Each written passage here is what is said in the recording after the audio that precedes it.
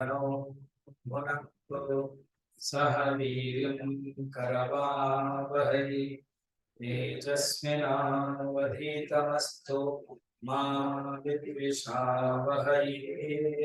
ओम शांति शांति शांति।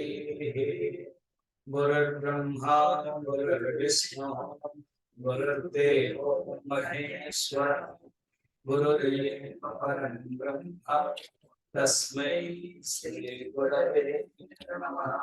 समस्त जन कल्याणे निरतं करुणामय नमामि चिन्मयं देवं सर्वं ब्रह्मविद्वरं सर्वमंगलमंगल्ये शिवे सर्वार्थसाधिके शरण्ये त्र्यंबके गौरी नारायणी नमोस्तुते।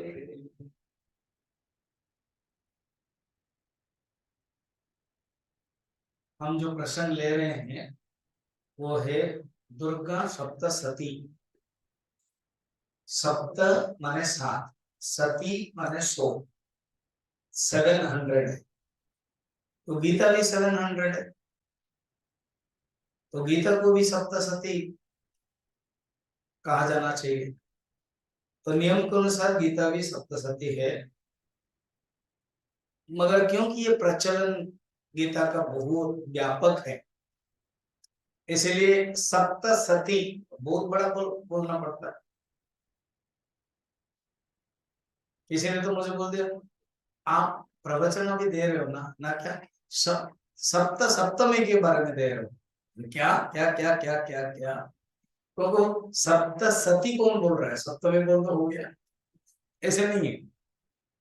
सप्तशती, सप्तमी माने 7, सप्तशती माने 700। कहाँ डिफरेंट है?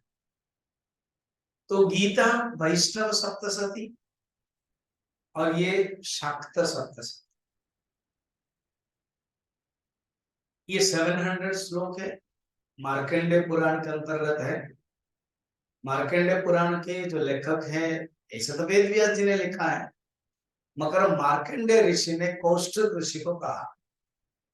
इसके पहले भूमिका में एक बार मार्कंडेय ऋषि हिमाचल में ध्यान संध्या बंदन करते समय जैमिनी ऋषि आए, वेद व्यास जी के शिष्य। उन्होंने कुछ प्रश्न पूछा, बोले नहीं अभी मैं बोल नहीं सकता हूँ, आप जा करके 4 पक्षियों से सुनिए। तो 4 पक्षियों से सुना। बाद में फिर कष्टक ऋषि समय देख करके मार्कंडेय ऋषि से पूछा, तब उन्होंने उत्तर दिया।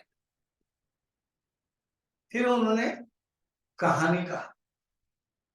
तो मार्कंडेय ऋषि तो अनेक टॉपिक ले रहे, जब ये टॉपिक आ रहा है तो उसमें ये 13 अध्याय वाला 13 अध्याय है। टोटल मार्कंडेय पुराण में 134 चैप्टर है, उसमें से ये 13 चैप्टर विशिष्ट 700 श्लोक है। इसको 3 भाग किया गया है, प्रथम चरित, मध्यम चरित, उत्तम चरित। प्रथम चरित्र में 1 अध्याय है, मध्यम चरित्र में 3 अध्याय है और उत्तम चरित्र में 9 अध्याय। उत्तर या उत्तम चरित्र बोला जाता है। इन 13 जो अध्याय है, इसका पाठ बहुत प्रसिद्ध है, पाठ किया जाता है। कुछ कुछ जो मंत्र है प्रसिद्ध है, सब लोग जानते हैं, जैसा अभी पढ़े सर्वमंगल मांगल्य, वो कब आ रहा है, कौन से अध्याय में आ रहा है, कौन गा रहा है, उस समय देखेंगे। और या देवी सर्वभूतेषु मातृ रूपेण संस्थिता नमस्तस्यै नमस्तस्यै नमस्तस्यै नमो नमः। तो बस ये मात्र एक शब्द ही चेंज होता जा रहा, कंटिन्यूअस स्तुति। वो कौन सा अध्याय का है, वो कब स्तुति करते हैं? देवता लोग ही करेंगे स्तुति, कौन से राक्षस को मारने के लिए। तो ये एक मौका है डिटेल जानने के। अब हम आज प्रथम अध्याय शुरू करते हैं। मार्कंडेय ऋषि कहते हैं, देखो एक राजा थे, वो है पूर्व जन्म की कथा, अर्थात स्वारचिस मनवंतर। तो स्वारचिस मनवंतर के एक राजा थे, चैत्र वंश के, कोला ध्वंसी, कोल्हापुर जो बोलते हैं महाराष्ट्र के, वहां राजधानी थी। उन्होंने अपने शत्रुओं को मारा था, इसलिए कोल्हा ध्वंसी कहा गया है। अच्छा शासन करते थे, मगर समय किसी को समान नहीं होता है। तो एक दिन शत्रुओं के द्वारा उनके जो मंत्री है, उनके जो परिषद है, शत्रु राजा के साथ मिलकर के उनको परास्त करा दिया। वो अकेला विषन्न मन से, दुखी मन से जंगल आ गए। वहीं पर थे आश्रम के अंदर, एक वैश्य आया। इनका नाम है सूरथ। अध्यात्म अर्थ में सूरथ जीवात्मा का लक्षण है। वैश्य आया जिसका नाम है समाधि। इन दोनों मिलकर के मेधा ऋषि, मेधस षष्ठी में होता है, मेधा ऋषि के पास गए। उन्होंने प्रश्न पूछा। क्या प्रश्न पूछा, देख लीजिए। क्या पूछा कि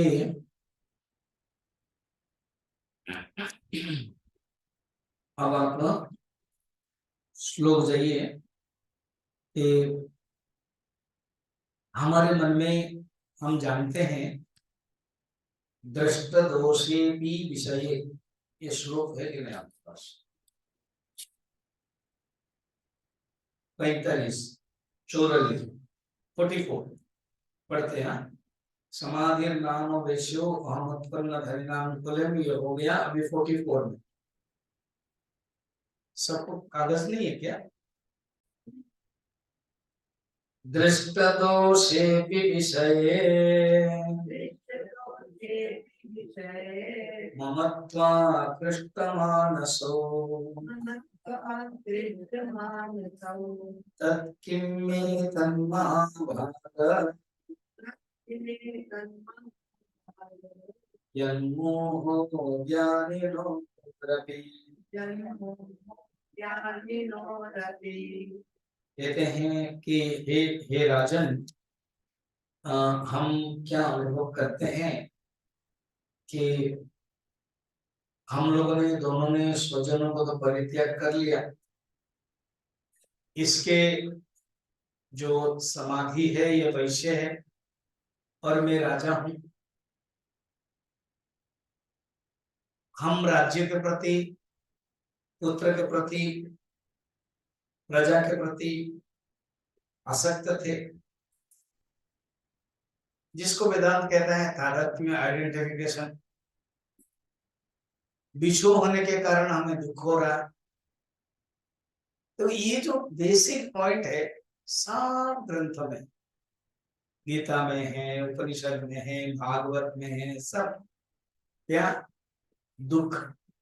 और दुख का कारण क्या है कि मोह, आसक्त। तो यहाँ पर भूमिका में यही रखा है। और हम जान रहे हैं ये आसक्ति के कारण दोनों ही हम दुखी हैं। और ये अनुभव भी है, ये प्रत्यक्ष देखा गया है, प्रमाण है। विषय के कारण ही दुख का उत्पन्न होता है। तत्किं एते महाभाग यन्मोहो ज्ञानिनः अपि। और हम दोनों समझदार हैं, समझ रहे, हमारे पास बुद्धि है, हम विचार कर पा रहे। मम अस्य, मुझमें और इनमें, इनमें माने समाधि जो वैश्य, तो कोई एक ही बोलेगा ना। और ये क्षत्रिय है, ये राजवंश में उत्पन्न हुए हैं, ये बोल सकते हैं। जो बोल सकता है वही तो राजा बन सकता है, जो लीडर है। और जो वैश्य है उसको केवल बिजनेस करना जानता है, फिर वो चुप रहे।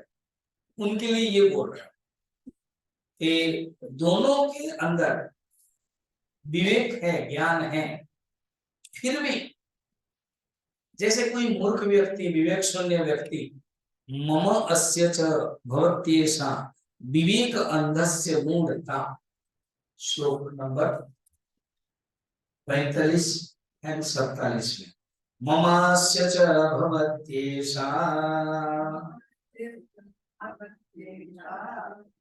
विवेकानन्दस्य मूढ़ता। ये हमारे अंदर ये मूढ़ता प्रत्यक्ष दिखाई दे रही है। ज्ञान होते हुए भी विवेक शून्य हो गया है। ये कैसे हुआ है आप हमें बताइए। अब ऋषि जो है मेधा ऋषि वो उत्तर दे रहे। देखो जीवन में जब हम सूरत बनते हैं और हमारे साथ जो बुद्धि हमारी समाधि मिलती है तो ही गुरु हमें मेधा मिलता है। देखो इसको कहानी में कितना सुंदर अध्यात्मिक है। गुरु मेधा को कब मिल सकते हैं जब आप सूरत बनोगे और उसके साथ आपके साथ कौन होना चाहिए ना बुद्धि रूपक समाधि होनी चाहिए। बुद्धि साथ में रहे और बुद्धि आपके कंट्रोल में। वैश्य राजा के कंट्रोल में है तब गुरु उत्तर देते हैं। गीता में भी देखो तद्विधि प्रणिपातेन परिप्रश्नेन सेवया उपदेक्षन्ति ते ज्ञानम ज्ञानिनः तत्त्वदर्शिनः। कार्पण्य दोषोपहत स्वभाव गीता से द्वितीय अध्याय के 7वें श्लोक में पूर्ण समर्पण करते हैं तभी भगवान उत्तर देते हैं। तब मेधा ऋषि बता रहे 48 विषयश्च महाभाग याति च इमं पृथक् पृथक् विबन्धा प्राणिन केचित् अत्र बन्धास्तथा परे। ये 47 में भी आधा श्लोक है। ज्ञानमस्ति समस्तस्य जंतो विषय गोचरे।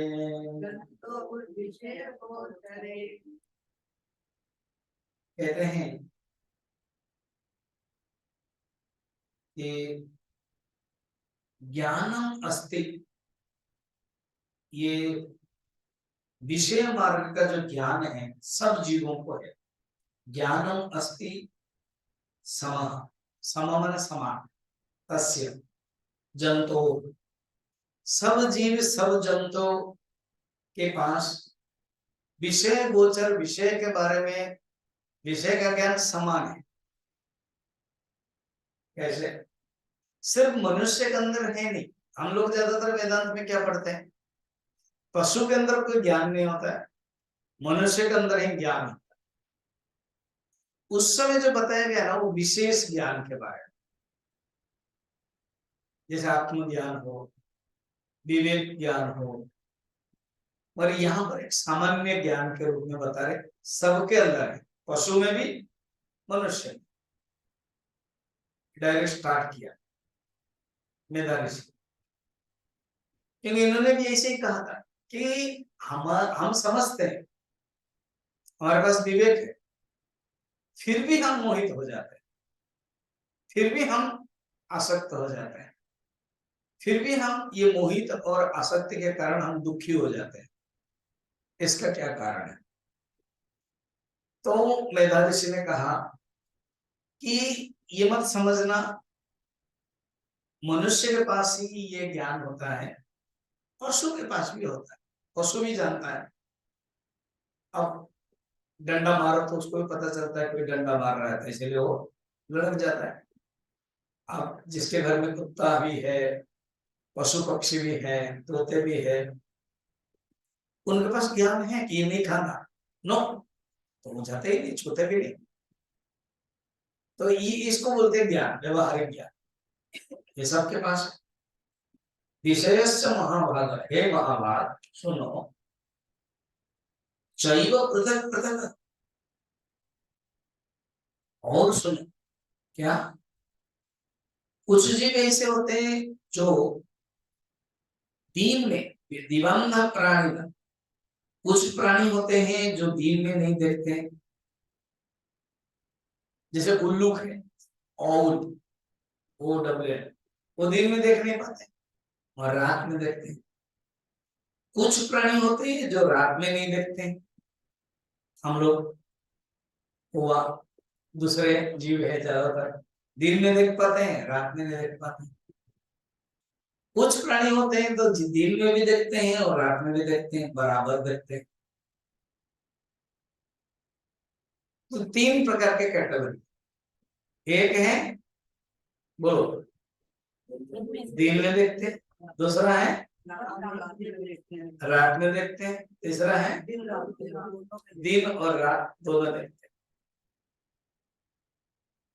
ये केवल मनुष्य की बात नहीं है सूरज, पशु में भी देखा जाता है, पशु पक्षी मृग आदि में भी प्राणी समझदार भी होते हैं, उसमें भी होते हैं।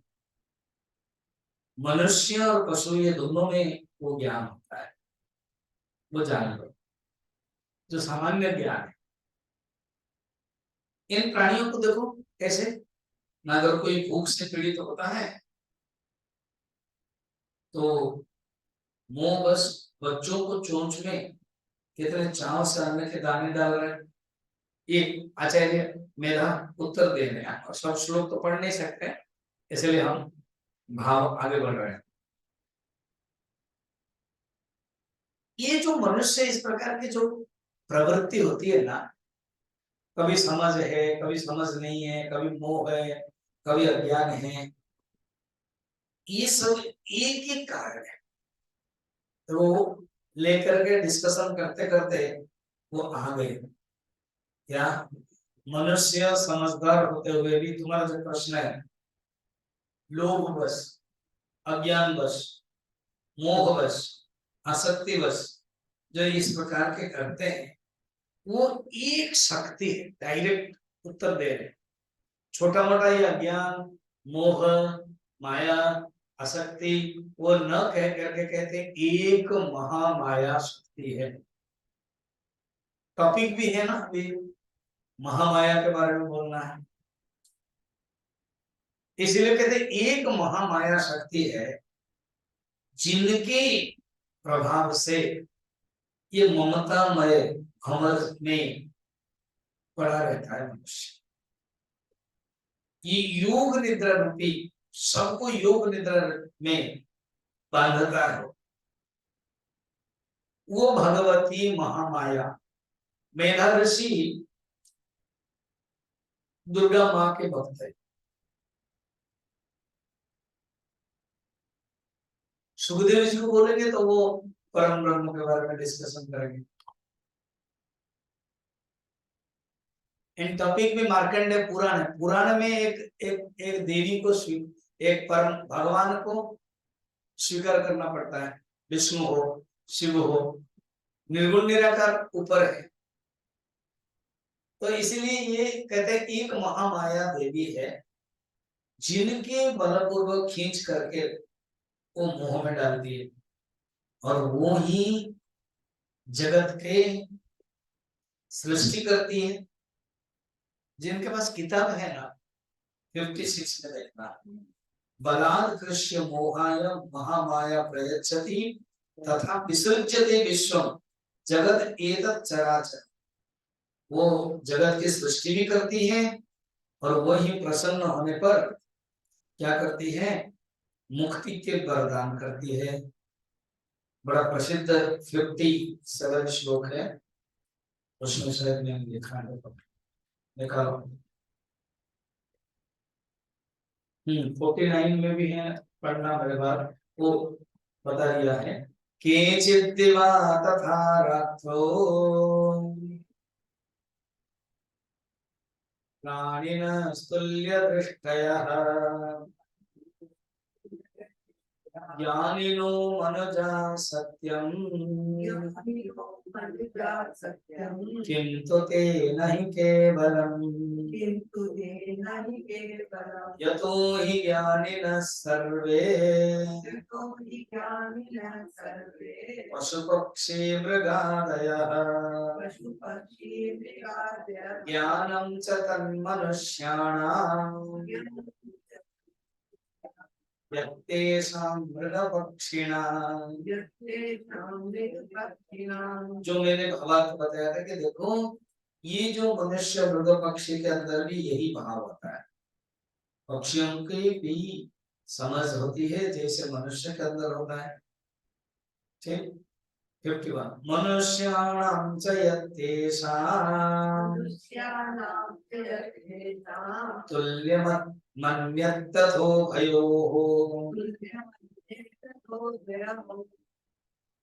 ज्ञानेऽपि सति पश्येताम् पतंगाच्छावचंचुषु।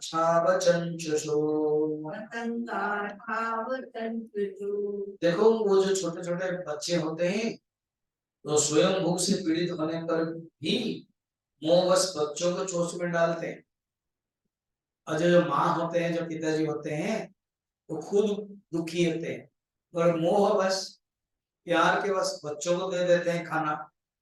उनका उदाहरण देख करके ये समझा। कोई 52 में बोल रहे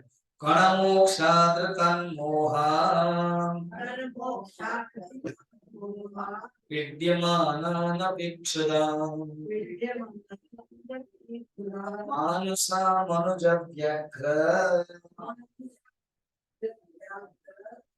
सविनाशासुतान् इति।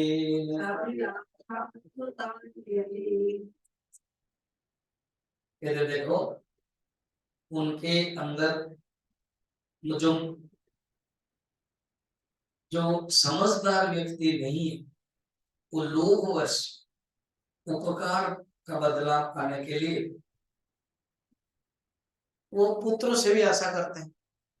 कुछ हैं अपने अंदर अगर संस्कार है, एक होता है संस्कृति और एक होती विकृति। तो संस्कृति है तो खुद भूख होने पर भी बच्चों को देते हैं, विकृति होने पर बस वो चाहते हैं बच्चों के खींच लेते हैं। जैसे सांप है ना, जो उसको भूख लगती है अपने बच्चों को ही खा लेती, ये वर्णन है रामचरितमानस सुंदरकांड में भी। जब कौन है वो सुरसा, तो सुरसा के बारे में वर्णन है तो वो बताया जाता है कि मैं तो खाने वाली हूं, मुझे अच्छा आहार मिला, बोल रही है। सुंदरकांड में जाइए, पहला वाला मैनाक पर्वत के बाद, तो उसमें टिप्पणी करते हैं हनुमान जी, कहते हैं हाँ हाँ मैं तुम्हें अपने मां बताया, अर्थात रिलेशनशिप में तुम मां बनी और मैं क्या बना, बच्चा, और तुम बेटे को ही खाने के लिए कह रही हो। हाँ ये कोई आश्चर्य नहीं है, क्यों, तुम अपने असली बेटे को भी खा लेते हो, इसमें वर्णन है, इसलिए मुझे खा लोगे कोई आश्चर्य नहीं है। प्रकृति क्या है, सुंदर एक संत ने बड़ा सुंदर समझाया, भूख लगने पर खाना खाना ये प्रकृति। क्या प्रकृति, भूख लगते हुए भी आप दूसरे को जो खाना दे देते हो ये क्या है, संस्कृति। भूख लगने पर आपका अधिकार नहीं है, दूसरे से छीन लेते हो, वो क्या है, वो एग्जाम्पल बता रहे। कुछ में है जो अपने भूख रहते हुए भी बच्चों को देते हैं, वो संस्कृति है, वो भी माया का सात्विक गुण है। और प्रकृति है, भूख लग रही खा रहे हैं, माया का राजसिक गुण है। और पुत्रों से खींच लेते हैं, माया का तामसिक गुण। ये बता फिर ये सब संभव कैसे है, ये क्यों हो रहा है, ये माया के कारण। लोभ प्रत्युपकाराय नन्यतान् किं न पश्यसि तथापि ममता वर्ते मोह वर्ते निपातिताः। 54 पर डाल, महामाया प्रभावेण संसार स्थिति कारिणा तत्रात्र विस्मयकार्यः योगनिद्रा जगत्पतेः। ये महामाया के प्रभाव से ही ममतामय ये गर्त में रहते हैं और भगवान के ये हरेश भगवान के ये हरि के ही ये महामाया है, इसलिए इसमें आश्चर्य नहीं करना है। तत्र विस्मय, तत्र न विस्मय। योग निद्रा जगतपते, योग निद्रा जगतपति विष्णु, योग निद्रा रूप भगवती माया है। महामाया हरिश्चाशा दया सम्मोहते जगत् ज्ञानिनामपि चेतांसि देवी भगवती सा। यही महामाया ज्ञानी को भी हरण करती है। गीता में भी हम लोग सेकंड चैप्टर में देखते हैं, ज्ञानी नाम अपि विद्वांस। तो ये जो तुमने जो प्रश्न पूछा कि हे गुरुदेव बताइए, हमारे पास विवेक है, मेरे पास भी विवेक है, इसके पास भी विवेक है, हम समझ रहे हैं, हम लोग डिस्कशन भी कर रहे थे, फिर भी ये जो मोह, ये आसक्ति जा नहीं रही है, दुखी हो रहे हैं। तो उन्होंने कहा ये महामाया के ही कारण है। ज्ञानी नाम भी चेतांश, चेतांश मैंने चित्त बुद्धि, देवी भगवती ही सा। ये भगवती देवी के 3 गुण है, सत्वगुण, रजगुण, तमोगुण, इसी के कारण होता है। आगे कहते हैं बलादा कृष्ण मोहाय महामाया प्रयच्छति तया विसृज्यते विश्वम् जगदेतच्चराचरम्। ये कहते हैं बलाद आकृष्य, ये ज्ञानियों को भी खींच लेती है और जगत की सृष्टि भी यही करती है, और प्रसन्न होने पर मनुष्य को मुक्ति के लिए वरदान भी देती है। इसको रामचरितमानस में तुलसीदास जी कहते हैं एक है विद्या माया और एक अविद्या माया, एक है पराविद्या और एक अपराविद्या। जो विद्या माया है वो मुक्ति के कारण है, और जो अविद्या माया है वो बंधन के कारण है। जिनके पास किताब है देख लेना, सा विद्या परमा मुक्ते ये तो भूता सनातनी संसार बंध हेतुश्च सैव सर्वेश्वरेश्वरी। माया का 2 रूप है, एक है विद्या माया और एक अविद्या माया। विद्या माया सा विद्या परमा मुक्ते है, विद्या माया मुक्ति का कारण है।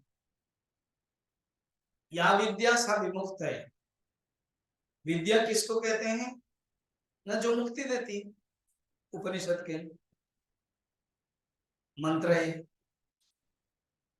ऐसे विद्या प्राप्त करना चाहिए जो मुक्ति दे दे। या विद्या सा विमुक्त है। और अपरा विद्या क्या है, वो सात्विक संपन्न है, सात्विक गुण। और अपरा विद्या क्या है, जो अविद्या है वो बंधन में डाल देती है। संसार बंध हेतुश्च, संसार के बंधन का कारण है। अब इतना बोलने के बाद राजा 6 प्रश्न पूछते हैं, राजा ही प्रश्न पूछते हैं, ठीक है। 6 प्रश्न, इसको मैंने प्रिंटिंग में नहीं रखा है, मगर फिर भी जिनके पास किताब है वो पढ़ेंगे आप। तो 6 प्रश्न। राजा उवाच, बैठ जाइए। भगवान काहि सा देवी महामायेति आम्भवा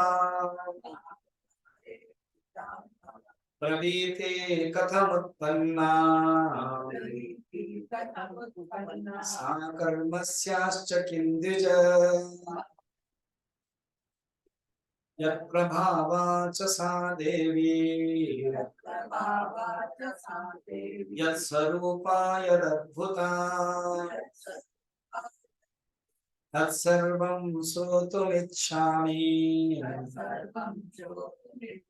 तत्तो ब्रह्मविदं वर।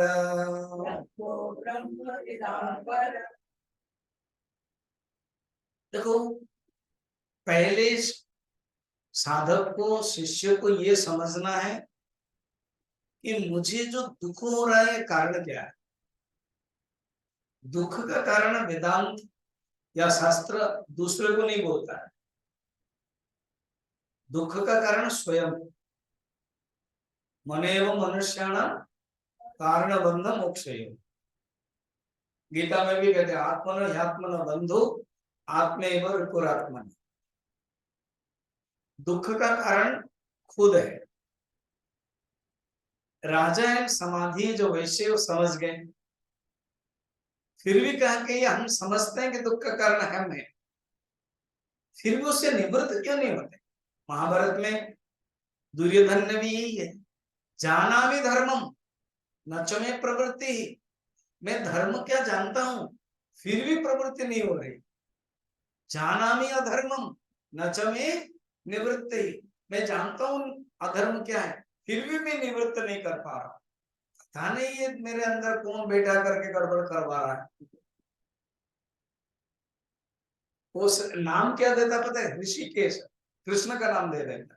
और वो नहीं समझ पाता है कि अरे कृष्ण नहीं है वो, तुम्हारे अंदर जो काम है ना वो काम है, वो राम नहीं है। गड़बड़ घोटाला करवाना है काम, मगर नाम दे रहा है राम। श्लोक में ऐसे ही ऋषिकेश है ना, वही एक देव है, ऋषिकेश बैठा है। यथो करो से तथो करो में, वो जैसा करता हूँ वैसे मैं करता हूँ। अपना हाथ धो रहा है। और दुर्योधन पर नहीं, अपने अंदर जो काम है, पूर्व जन्म का जो संस्कार है, काम के कारण मनुष्य गलत करता है। तो शिष्य जब समझ जाता है, गुरु के पास जाता है, तो गुरु उत्तर देते हैं। क्या उत्तर दिया उन्होंने कि योग माया जो है, क्योंकि टॉपिक भी वही है, योग जो माया है उसके 3 गुण है। 3 गुणों से वो 2 योग माया बन जाती है। सात्विक संपन्न पराविद्या, अगर वो तुम ग्रहण करोगे तो तुम मुक्ति हो जाए, बंधन से मुक्ति। और जो रजस और तमस के कारण, रजस एक राक्षस और तमस है आसुरी, राक्षस आसुरी वृत्ता, तो उससे मनुष्य बंधन में पड़ता है। अब महामाया के बारे में प्रश्न पूछा इन 60, 61, 62 में 6 प्रश्न। क्या महामाया किसे कहते हैं? What is Mahamaya? भगवान काहे सा देवी। अगर आप गीता में जाओगे ना, तो गीता में भी यही है। गीता के श्लोक में भी आप देखोगे वही है। कब देखिए माया के बारे में 7 चैप्टर में 14 श्लोक में, दैवी हेषा गुणमयी मम माया दुरत्यया मामे वये प्रपद्यन्ते माया में तम तरंते थे, ऐसे जोड़ोगे तो बड़ा इंटरेस्टिंग लगेगा। अब हम डायरेक्ट यहीं को लेकर के चलते हैं। क्वेश्चन है माया क्या है? आपने कहा कि ये माया के कारण हो रहा है। वो जो महामाया क्या है? का ही सा देवी महामाये इति याम भवान। वो देवी कौन है? पहले क्या है फिर कौन है? Second question. पहला है क्या है, सेकंड वो जो देवी है कौन है, थर्ड है कथम उत्पन्न, वो कहां से उत्पन्न हुई? जरूर वो कहां से उत्पन्न हुई होगी। कथम उत्पन्न, हाँ, कर्मस्य अस्च किंदिज, उसका चरित्र क्या है, उसका कार्य क्या है, समझ रहे हो? 4 नंबर। 5 नंबर, यद प्रभाव, उनका प्रभाव क्या है? प्रभाव माने यहाँ पर स्वभाव, उनका प्रभाव क्या है, ये क्या करती है वो, माने वो जगत को कैसे प्रभाव करती है। एंड यद प्रभाव, यद स्वरूप, जैसा स्वरूप हो। गीता के आप जाएंगे 13 चैप्टर में जाइए आप, गीता के 13 चैप्टर में भी 3 नंबर, तत्क्षेत्रम यच्च यादृच्छं यद विकारिश्च यतश्च सचयो यत् प्रभावश्च समासेन मेष्टम। वो जो परमात्मा के बारे में तत्क्षेत्रम यच्च यादृच्छ, जिस ढंग के बताया ना, यहाँ पर भी ऐसे, उसमें परमात्मा के बारे में है, विकार के बारे में है, इसमें माया के बारे में। यत् प्रभावा च सा देवी यत् स्वरूपा यत् उद्भवा, इसका प्रादुर्भाव इस प्रकार हुई है। कहां से उत्पन्न हुई है अलग, और किस प्रकार उत्पन्न हुई है ये अलग। तो 6 प्रश्न है। स्वामी जी हमने तो सोचा था कि दुर्गा सप्तशती हो या देवी भागवत, ये कहानी आएगी, ये तो आप फिर वेदांत के गीता के क्वेश्चन सब आंसर दे रहे हो, ज्ञान के बारे में दे रहे हो। तो देखो ये वो जो क्या है वो कफ सिरप है, ऊपर से कोटेड है और अंदर से कड़वा है ना। कफ सिरप ऐसे होता है, पीने में मजा आता है। ऐसे ऊपर से कहानी और अंदर से ज्ञान। खाली कहानी कहानी होगी तो ट्रांसफॉर्मेशन नहीं होगा।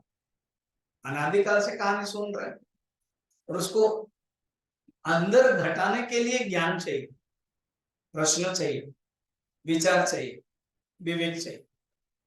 और असली रूप में वो जो जिसको हम पूजा कर रहे हैं 9 दिन का दुर्गा माँ है, वो है कौन, किस प्रकार की वो आई है, उसका पूरा शास्त्र अनुसार, शास्त्र आधारित जानना चाहिए।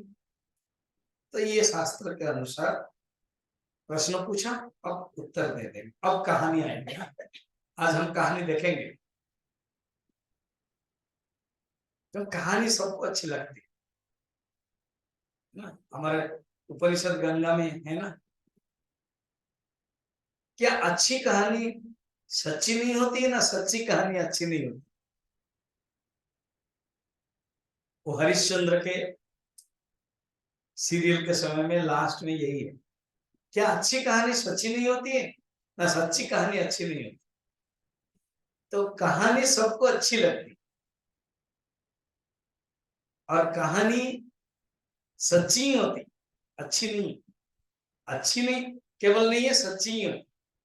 और समाज के अनुसार कहानी बनती, ड्रामा हो, नाटक हो, सिनेमा भी हो, समाज जैसा बनता है। ठीक। अब 6 प्रश्न पूछा, अब उत्तर दे रहे हैं। ऋषि ने कहते हैं ठीक है, तुमने 6 प्रश्न पूछा है, अब हम उत्तर देते हैं। सब श्लोक तो मैंने नहीं लिखा मगर यहाँ पढ़ूंगा 64 के। नित्येव सा जगन्मूर्ति तया सर्वमिदं ततं तथापि तत्समुत्पत्तिः श्रूय बहुधा श्रूयतां मम। वास्तव में ये जो माया देवी है ये नित्य स्वरूपा है। तुमने प्रश्न पूछा का सा देवी, इसका उत्तर है नित्य सा देवी। उत्तर मिला। महामाया, ये महामाया है और इसका कार्य क्या है, इसका प्रभाव क्या है ना, सारा जगत में यही व्याप्त है। यन माया वशवर्ति विश्वम अखिलम, रामचरितमानस। तो ये जो है ये सारा जगत में देखो पूरा वेदांत आ गया। तया सर्वमिदम, गीता में भी नवम अध्याय में, अभी हम जब देखें नवम अध्याय में तो देखना सप्तम अध्याय में भी है, नवम अध्याय में भी है। सप्तम अध्याय में क्या है ना, ययेदं धार्यते जगत, ठीक है। मत्तः परतरम, सप्तम अध्याय 7, मत्तः परतरम नान्यत् किंचिदस्ति धनंजय मयि सर्वमिदं प्रोतम, प्रोतम ने व्याप्तम सूत्रे मणिगणानि। जिसने वेदांत समझा ना उपनिषद, वो उनके लिए जो पुराण है वो मजा ही मजा है, कफ सर्प जैसा। जो यहाँ पर वर्णन है बताया क्या, तथापि सब समुत्पत्ति नित्येव सा जगत मूर्ति तया सर्वमिदं ततम, ततम माने व्याप्तम, ये सर्व व्याप्त है और उनका प्राकट्य अनेक प्रकार होता है। तथापि तत्समुत्पत्ति बहुधा, अर्थात वो निर्गुण निराकार स्वरूप है, वो ब्रह्माश्रय माया है प्रकृति के, मगर वो अलग अलग रूप में आती है। बहुधा श्रूयता नाम, मैं बता रहा हूं सुन।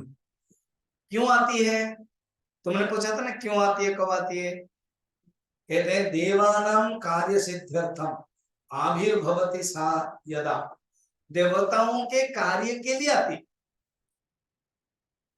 अब देवताओं के कार्य के लिए क्यों आती है, क्योंकि देवता लोग सात्विक हैं और ये सात्विक से जगत की स्थिति होती।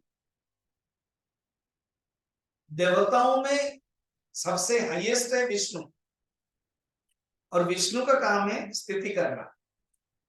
बिना महामाया से विष्णु भी स्थिति नहीं कर सकते। अभी देवी भागवत पढ़ेंगे ना, तो महामाया के अलग अलग रूप होते हैं। महामाया के 6 रूप होते हैं, ब्रह्मा विष्णु महेश्वर, फिर पार्वती और सरस्वती लक्ष्मी, महामाया से। फिर उसके बाद अलग अलग अंश में वो कनेक्शन रहते। ये वर्णन है, कहाँ वर्णन है बताते हैं आपको। जिनके पास किताब है ना, ये जो 199 पेज दिखा निकालो, 199, ठीक है, निकाला। एक ग्राफ मिला, देखो मूल प्रकृति चतुर्भुजा महालक्ष्मी, मूल प्रकृति से 2 आ गए, एक महाकाली एक महासरस्वती। मूल प्रकृति से ब्रह्मा और लक्ष्मी हुए, फिर महाकाली से शंकर और सरस्वती हुए। ये भाई बहन मिल नहीं रहा क्या इनको, 199 पेज अलग है क्या।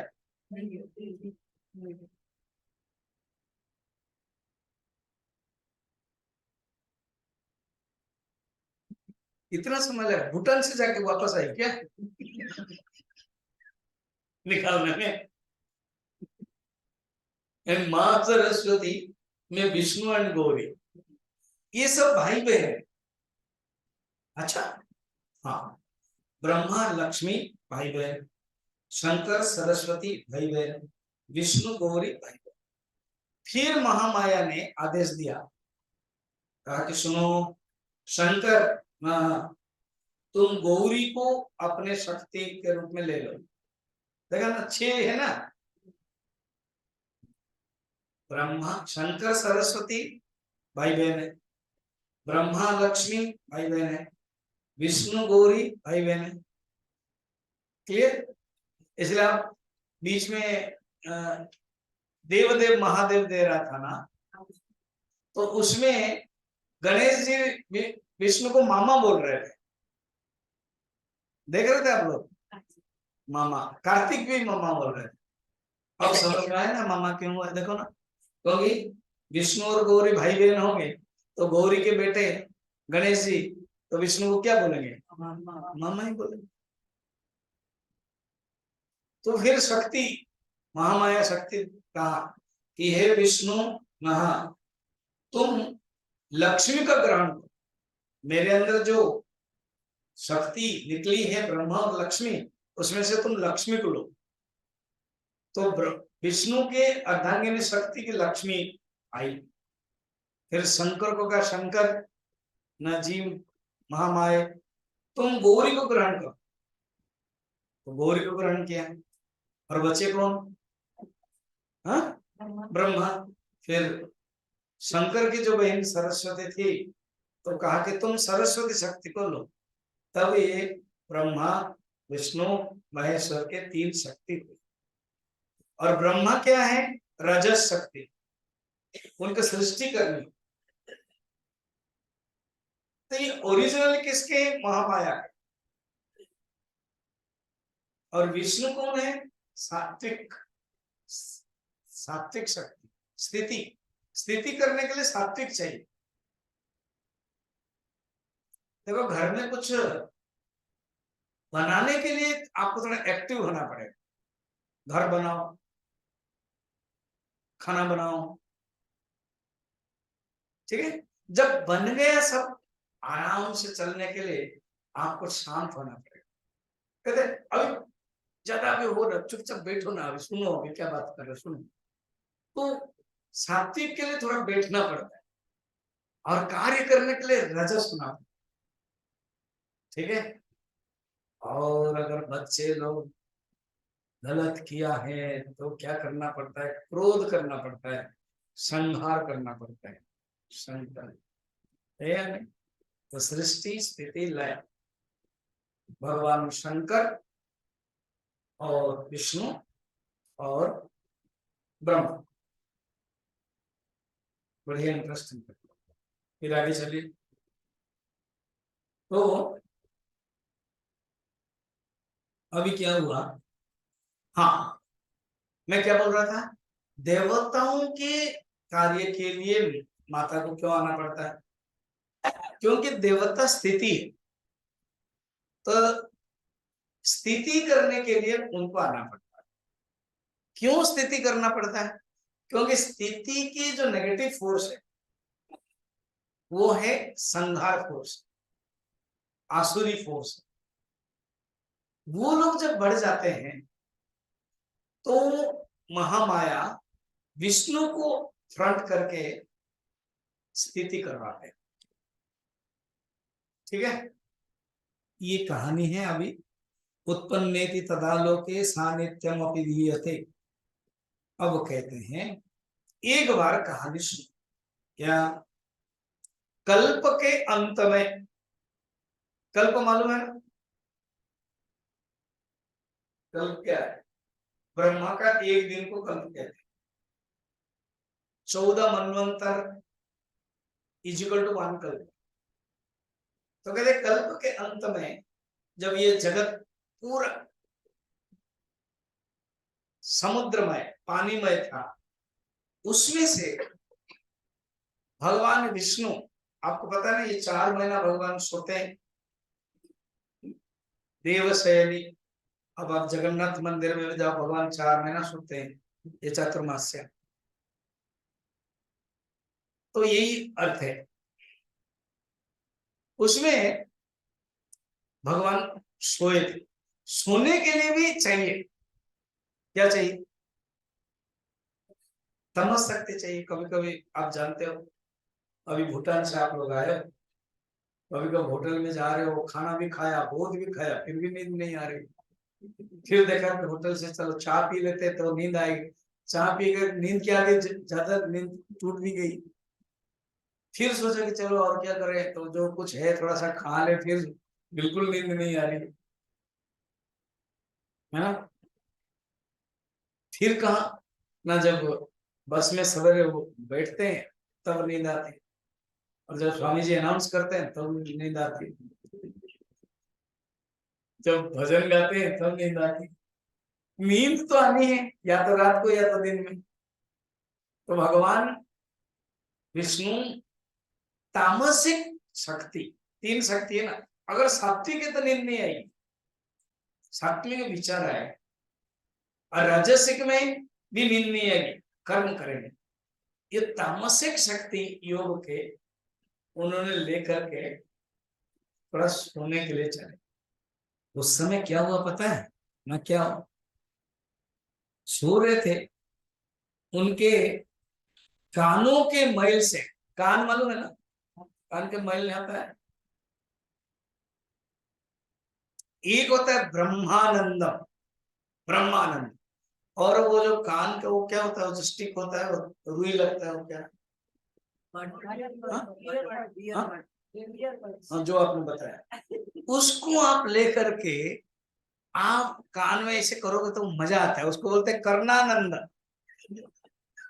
एक होता है ब्रह्मानंद और एक होता है कर्णानंद, है कि नहीं? बहुत दिन वो आपने नहीं किया, फिर जब उसको लेते हैं करते हैं मजा आता है। तो भगवान ने भी अपने किया होगा, उनके पास वो नहीं था, वो क्या था? अच्छा, जो बताया आपने,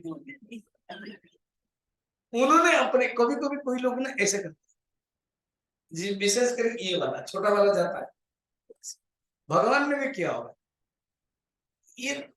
देखो, बड़ा इंटरेस्टिंग कहानी है, यही लोग समझ नहीं पाते हैं। विष्णु ने ऐसे किया तो निकला राक्षस, और हमारे ब्रह्मा ने नाक से निकला, निकले भगवान। कौन कौन? ब्रह्मा ने नाक से मल निकला और भगवान निकले, कौन से भगवान? फिर तो आपको शुक्रता लाना पड़ेगा भागवत सुनने के लिए। बराह भगवान, ये समझ में नहीं आया मेरा? बराह भगवान, ये विशेषता है। सोचो, तो भगवान यहां पर करे तो 2 राक्षस निकले, वो है मधु कैटव। क्या निकले? मधु कैटव। तो जो मधु कैटव निकले, वो घोर तपस्या किया, उन्होंने देखा कि पानी पानी है, और भगवान विष्णु से निकल रहे हैं, वो भी शक्तिवान है। तो घोर तपस्या क्या, देवी को बुलाया, देवी ने कहा कि वर मांगो। कहा कि हम किसी से भी नहीं मरेंगे, हम किसी से भी नहीं मरेंगे, मरेंगे तो अपनी इच्छा से मरेंगे। वर दे दिया मां। अब ये लोग ब्रह्मा के पास गए युद्ध करने के लिए। जब ब्रह्मा के पास गए युद्ध करने के लिए, ब्रह्मा ने सोचा कि बाबा बाबा मैं युद्ध नहीं कर सकता हूँ, तो ब्रह्मा ने स्तुति किया। तो ये जो श्लोक है ना, एक श्लोक है, पढ़ता हूँ, पढ़ो। 60, विष्णु कर्णामलोद्भूतो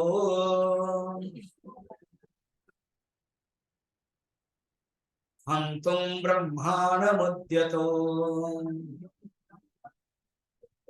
क्या हो गया? वो कागज में तो है आपके, हे नारायण, ये कागज है, किताब ढूंढते ढूंढते जिंदगी चला गया, ठीक है, मिला ना? नहीं। तुष्टाव योग निद्रांता एकाग्र, हाँ, सनाभि कमले विष्णु स्थिति ब्रह्मा प्रजापतिः दृष्टावतावसरो चाग्रो प्रसुप्तं च जनार्दनम् तुष्टावयोगनिद्रान्ता एकाग्र हृदय स्थितः।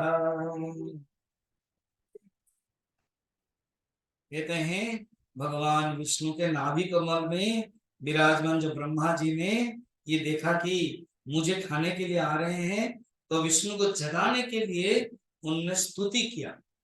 तुष्टाव, तुष्टाव माने संतुष्ट करने के लिए, योग निद्रा के लिए स्तुति किया। क्या स्तुति किया वो हम लोग कल देखेंगे, समय हो रहा। अच्छा, कल से हम प्रवचन 15 मिनट पहले ले लेंगे, ठीक है? मुझे पता है, मंजू ने बोला था, सब लोगों ने बोला था। तो अभी कितने बजे होगा तो मैं बता, 4:30 में आप लोग आओगे, 4:30 to 4:45 आप लोग अपना करोगे, 4:45 to 5:45 15 मिनट पहले समापन होगा, ठीक है? चलो अब आरती।